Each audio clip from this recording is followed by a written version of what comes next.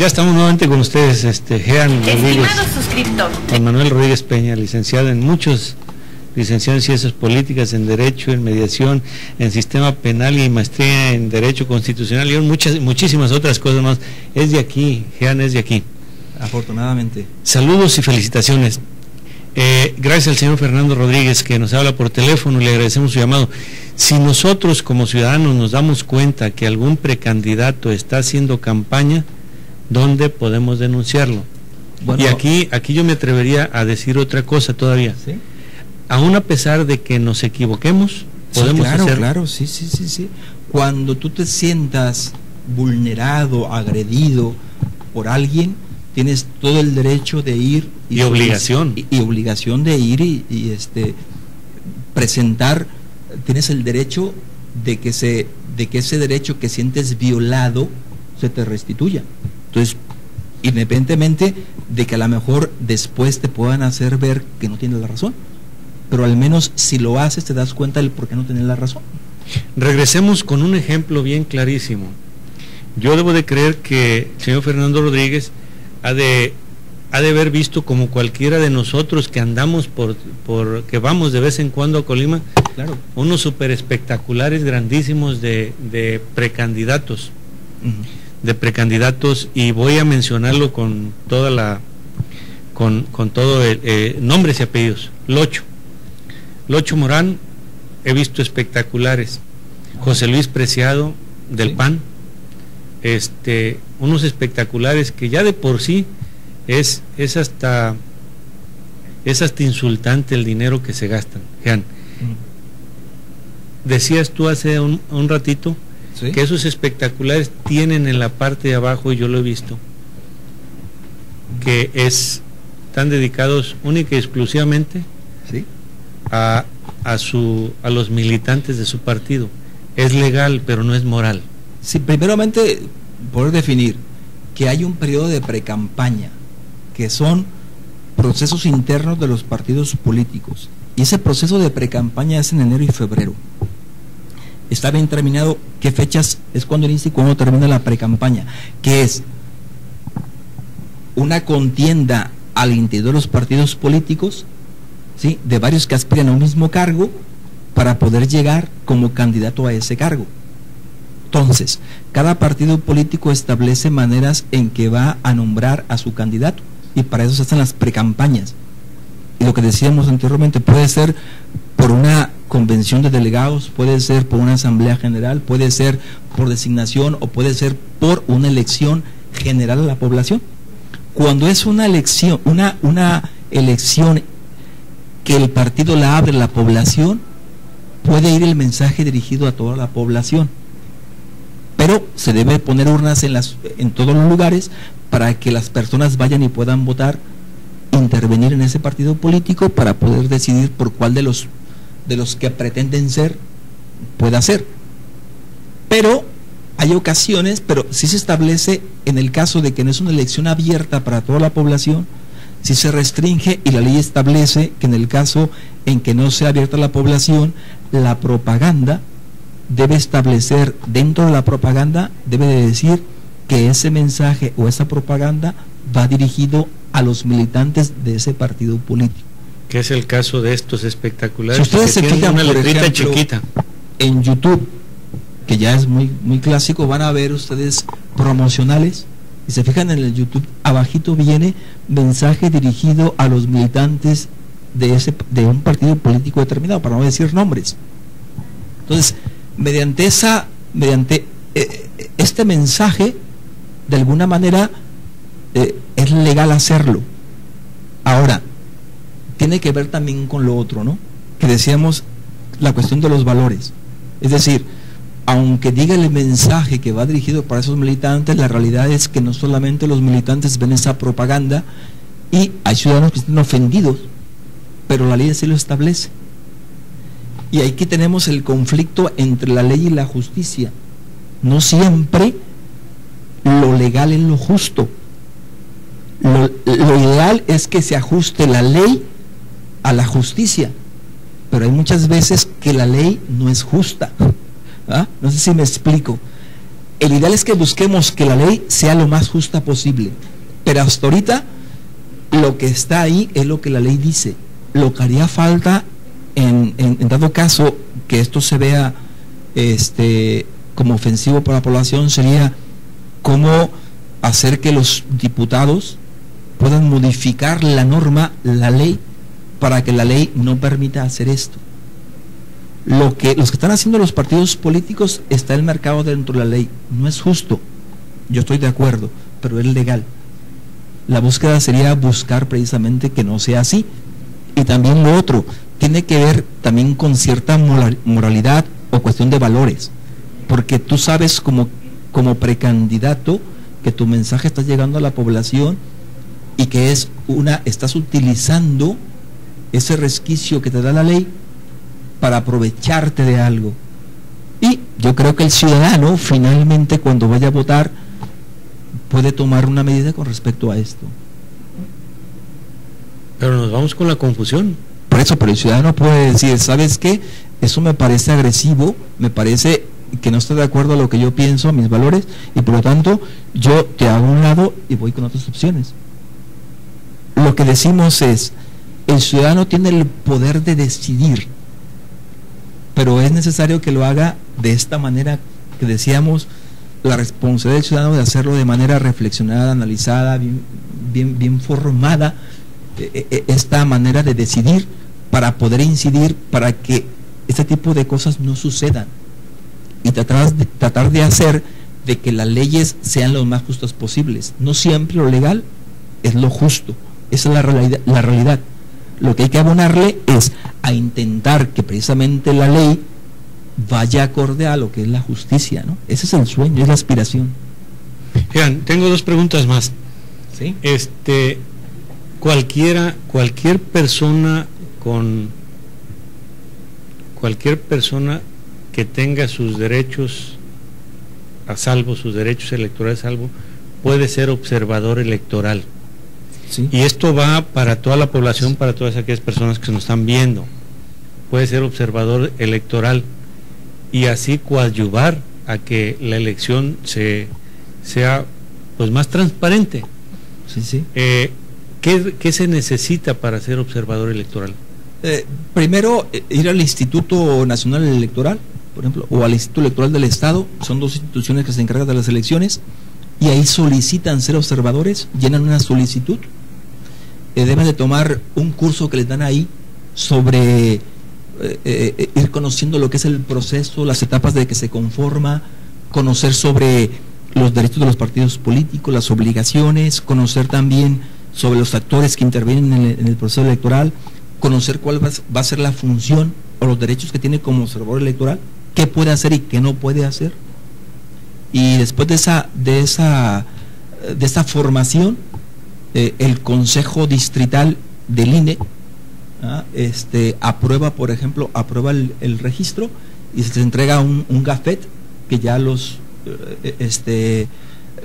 nombra como observadores electorales, los acredita como observadores electorales y ya pueden observar toda la elección, pueden estar en el instituto observando todos los actos que se desarrollan ahí, ¿no? Puede observar los registros, puede estar en las casillas y observar lo que está sucediendo adentro, ¿no? ¿Tiene acceso a la casilla? Tiene acceso a la casilla, sí, como no, puede entrar a la casilla con su acreditación, puede estar ahí, puede estar observando lo que hacen los partidos políticos. Entonces es una manera también de intervenir, de conocer cómo se lleva a cabo el proceso electoral y las elecciones, ¿no? Y la segunda, la última más bien, la elegibilidad. ¿Quién es elegible para ser gobernador? ¿Qué requisitos se necesitan para ser elegible, para poder participar en una candidatura a gobernador? En todas las candidaturas hay varios requisitos, también dependiendo de qué sea la candidatura, ¿no? Pero, por ejemplo, no tengo ahorita muy fresco los requisitos muy específicos, pero uno de ellos es, por ejemplo, para ser gobernador se ocupa ser colimense o radicado en Colima con cierta antigüedad, por ejemplo, tener un modo honesto de vivir, estar inscrito en lista nominal, aparecer en lista nominal Y para el caso de gobernador hay también un requisito que tiene que ver con la edad. Hay cierta edad para ser registrado como candidato. 32 años. Entonces debes tener esa edad para poder, es un requisito de los que habla la ley para poder contender. Así como los requisitos para poder inscribirte en esta nominal, bueno, hay requisitos para ser gobernador y uno de ellos es eso. Escolaridad, no se habla mucho de esto, por eso podemos encontrar, porque la idea es esa, no es dable que solamente lleguen aquellos que tienen altos grados de estudio, ¿no? Es accesible a todos, ¿no? Simplemente sí tener la capacidad para desarrollar el puesto para el cual tú te estás ofertando, ¿no? Y obviamente que la gente también pues visualiza si realmente tienes capacidad para llevar a cabo ese cargo. Por último, una pregunta que me salta ahorita. Choca los requisitos para ser gobernador con la Carta Magna, con la ley general. Dice nuestras leyes, la Constitución mexicana, que cumpliendo la mayoría de 18 años, puedes participar, puedes caminar, puedes ir por todos lados. ¿Sí? Y choca con las leyes estatales que dicen que no, es que hay una confusión. Fíjate, dice la Constitución, tú tienes derecho a votar y ser votado. ¿Sí? Sí. Entonces, bajo ese precepto tú dirías, ¿todos pueden votar? Y no es cierto, porque también la ley señala, pero para ser votado, para votar, necesitas como requisito fundamental inscribirte en el padrón electoral y aparecer en lista nominal. Entonces, tienes derecho a votar, pero cumple ciertos requisitos. Si no te inscribes, no puedes. Sí, si un requisito no lo cumples, que es ir a inscribirte al padrón electoral y aparecer en lista nominal, no vas a poder votar y no es una violación. ¿Me explico? Sí, okay. Ahora, tienes derecho a ser revotado. ¿Puedo ser candidato de cualquier candidatura? Sí, pero hay requisitos. Y en los requisitos se establece ser, por ejemplo, de Colima o residente del estado un mínimo de ciertos años. Puede venir otra persona, ciudadano de otro estado, y decir, oye, la Constitución me da el derecho a que voten por mí, ¿por qué me lo impides? Es que hay un requisito. Para hacer esta candidatura tú ocupas ser de Colima o residir en el estado cierto tiempo. Si no tienes ese requisito, no puedes ser votado. O sea, es una ley general la Constitución, pero hay leyes que reglamentan la manera en cómo se va a hacer efectivo ese derecho, y para eso hay requisitos. Entonces no se violaron los derechos constitucionales de Indira Vizcaíno, que se rumoró, ya ahorita pues ya es a toro pasado, ¿no? Sí, claro. Pero la presidenta municipal de Cuauhtémoc. Sí, es que tiene que ver también con lo otro. Por ejemplo, se puede acudir también a instancias internacionales, porque muchas veces se dice eso, pero también nuestras leyes máximas son la Constitución de los tratados internacionales, pero también está el que para tener tu derecho a esos derechos, valga la redundancia, también tienes ciertas obligaciones, y también es importante cumplir con esas obligaciones.